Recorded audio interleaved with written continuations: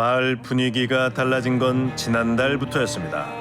정체 모를 뭔가가 조금씩 동네 곳곳을 차지하기 시작한 건데요. 여기서 보니까 논에 사람이 있을 이유가 없는데 저 왜 사람이 있지? 새까마이 뭐 덩치가 없어도 커요. 대부분이 안장급해요. 검은색으로 이제 검은 잠바를 벗어놓은 거 어른들 남자들. 앉았을 때 여기까지 가도 좀 이상하다시 저기 뭔가 싶어서 처음에는 이렇게 머리는 둥글둥글 이 정도 되고 한 70 가까이 되는 키에 몸뚱이 엄청 커요. 흡사 성인 남성과 비슷한 덩치에 볼수록 눈을 의심하게 만든다는 그것은 마을에서 한 번도 본 적이 없는 생명체였다는데요. 저도 무신결했거든요. 입 똑바로 없어요. 멀리서 봤는데 진짜 그냥 괴물인 줄 알았어요. 마치 전설 속 한 장면 같았다는 광경은 정호의 휴대전화 속에 또렷이 남아있었습니다.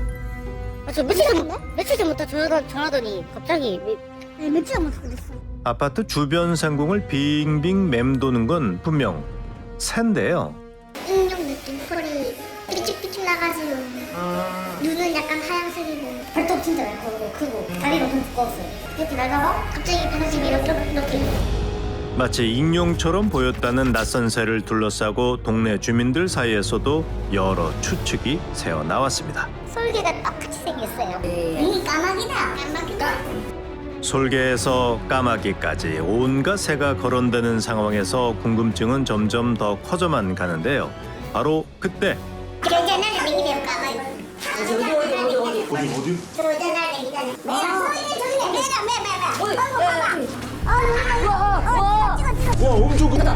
말로만 듣던 그 존재가 마침내 우리 앞에 등장했습니다. 잘은 모르겠지만 어째 까마귀는 아닌 듯한 녀석은 듣던 대로 커다란 날개를 펼친 채 유유히 상공을 누비다 사라졌는데요. 야생조류 전문가라면 이들의 실체를 분명 알고 있을 겁니다. 빙글빙글 돌면서 활공하면서 밑에 있는 먹이를 찾아가지고서 그 죽은 사체라는 이런 걸 먹는 독수리입니다. 독수리. 알고 보니 이들은 천연 기념물인 대형 조류, 독수리였습니다. 겨울이 되면 강원도와 경기도 북부 지역에서 월동을 하다 봄이 되면 몽골 고원으로 돌아가는 녀석들은 주로 병든 동물을 사냥하거나 사체를 먹는 것으로 알려져 있는데요. 그래서 주민들의 의아함은 더 깊어만 가고 있습니다. 이렇게 많아진 적이 없어요. 그런데 이제 하늘이 시커멓다고 봐야지. 큰 새가 보이길래 며칠 있으니까 한 열 몇 마리. 독수리가 경북 김천에 이토록 많이 나타난 이유를 도무지 모르겠다는 겁니다. 그런데 사진 찍으려고 먹이 같은 거 일부러 바닥에 내팽겨둬가지고 애들 유인해가지고 진짜 사진 찍으려고 하고.